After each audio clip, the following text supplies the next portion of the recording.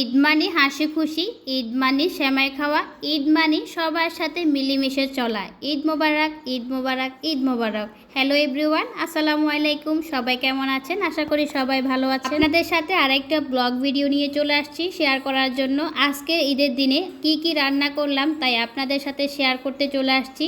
আসলে ঈদের দিনের ভিডিও ঈদের দিন আমি শেয়ার করতে পারি নাই, এতটাই ব্যস্ত ছিলাম। একটা মানুষ একা হাতে সব কিছু সামলাতে হয়, ঘর গোছানো থেকে রেসিপি তৈরি করা থেকে মেহমানরা আসলে তাদেরকে সময় দেওয়া থেকে শুরু করে সব কিছু একজনই মানে আমি নিজে একা সামলাতে হয়, যার কারণে ঈদের দিনের ভিডিও আপনাদের সাথে ঈদের দিন শেয়ার করতে পারলাম না।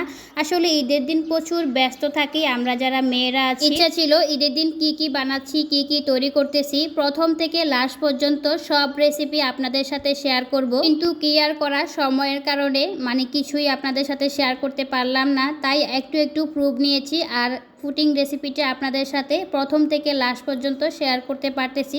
ঈদের দিন অনেক আইটেম তৈরি করা হয়েছে। পুটিং বানিয়েছিলাম আগের দিন রাতে, এরপর হচ্ছে চটপটি রেসিপি করেছি, এরপর বিরিয়ানি করেছি, এরপর হচ্ছে নুডলস রান্না করেছি, সাথে হচ্ছে অন্য জিনিসগুলো তো আছে যেগুলো ফলমূল, এরপর হচ্ছে চিপস থেকে শুরু করে বাকিগুলো তো আছে।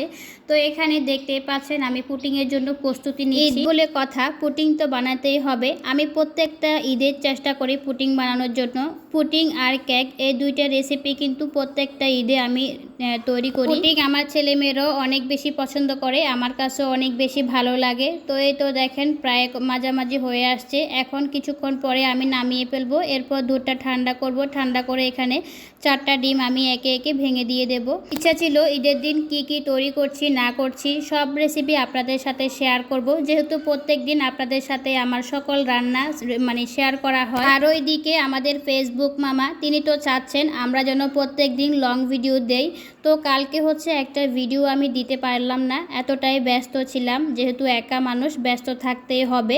আর ঈদ বলে কথা, সবাই মেহমানরা আসছে, বাচ্চারা আসতেছে, অনেক বেশি খুশি লাগছে। আসলে মানে কাজকর্ম থেকে মেহমানরা আসছে সেই থেকে অনেক বেশি ভালো লাগে। তাই তো আমি সকাল উঠে রান্নার কাজে ব্যস্ত হয়ে পড়লাম, এরপর ঘর গোছালাম, এরপর রেসিপিগুলা একটা করে তৈরি করলাম। আসলে এত বেশি আনন্দ লাগছে, মানে কিছুক্ষণ পর হচ্ছে আমাদের আত্মীয় স্বজন সবাই আসবে। আর আমার ছেলে মেয়েরা এতটাই খুশি, আসলে ঈদের 3 দিন আগে থেকে জিজ্ঞেস করতেছি ঈদ কখন আসবে, ঈদ কখন আসবে। মানে ঈদ তো হচ্ছে বাচ্চাদের জন্য, আমরা যখন ছোট ছিলাম তখন ঈদের 2-3 দিন আগে এতটাই খুশি ছিলাম, মানে খুশির কোনো সীমানাই থাকতো না। আর এখানে দেখেন পুটিং বানানোর জন্য আমি হচ্ছে পুটিংয়ের প্রথম ক্যারামেলটা তৈরি করে নেব। অনেকেই আছেন চিনি দিয়ে একটু পানি দেন, এরপর হচ্ছে ক্যারামেলটা তৈরি করেন। আসলে আমার ক্ষেত্রে উল্টোটা, আমি পানি ছাড়া ক্যারামেলটা তৈরি করি। এভাবে তৈরি করলে কিন্তু কালারটা অনেকটাই জোস লাগে আর ভীষণ সুন্দর একটা কালার আসে, বাদামি কালার। দেখতে তো পাচ্ছেন আস্তে আস্তে চিনিগুলা গলতেছে আর কালারটা হচ্ছে আস্তে আস্তে চেঞ্জ হচ্ছে। এইভাবে ক্যারামেলটা তৈরি করলে ভীষণ সুন্দর হয়। এর আগে কিন্তু আমি চটপটি রান্না করে নিয়েছি, এখন পুটিংটা রান্না করতেছি। আর সকালবেলা হচ্ছে আমি বিরিয়ানিটা রান্না করব। আসলে আমি চটপটির ডালটা আগের রাতের দিন একটু সেদ্ধ করে রেখে দিই, সেক্ষেত্রে হচ্ছে ঈদের দিন একটু সহজ হয়ে যায়, যেহেতু চটপটির ডালটা সময় নিয়ে সেদ্ধ করতে হয়। ছিল সেই চটপটির রেসিপিটাও আপনাদের সাথে প্রথম থেকে লাস্ট পর্যন্ত শেয়ার করব। ওই যে প্রথম থেকে বললাম একা মানুষ সব কিছু একা হাতে সামলাতে হয়, তাই হচ্ছে চটপটির রেসিপিটাও মানে ইচ্ছা থাকা সত্ত্বেও আপনাদের সাথে শেয়ার করতে পারলাম না। আর এখানে দেখেন ক্যারামেলটা তৈরি হয়ে গেল। এখন আমি বড় একটা হাঁড়ি নিয়ে চুলায় বসিয়ে দিলাম, এরপর একটা স্ট্যান্ড দিলাম, এখানে পানি দিলাম পর্যাপ্ত পরিমাণে, এরপর সেই পুটিংটা বসিয়ে ঢাকনা দিয়ে ডেকে দিলাম। চুলায় 20 মিনিট রাখার পর কত সুন্দর পুটিং তৈরি হয়ে গেল। তো এই তো দেখেন ফাইনাল লুক। এখন আপনাদেরকে দেখাবো 1 2 3।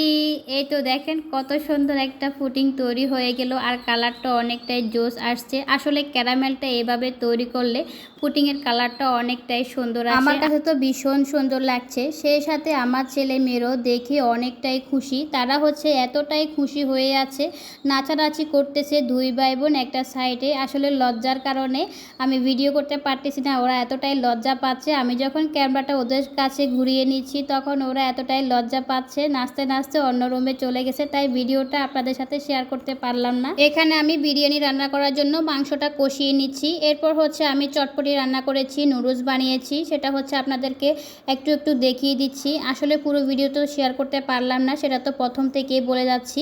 এইদিকে আমি পুডিংটা ফ্রিজে রেখে দিয়েছি যাতে মানে ঠান্ডা ঠান্ডা খেতে ভালো লাগে। এখানে আমার মেয়ে জামা পরেছে, ছবি তুলতেছে, আমিও হচ্ছে একটু ফুটেজ নিয়ে নিয়েছি।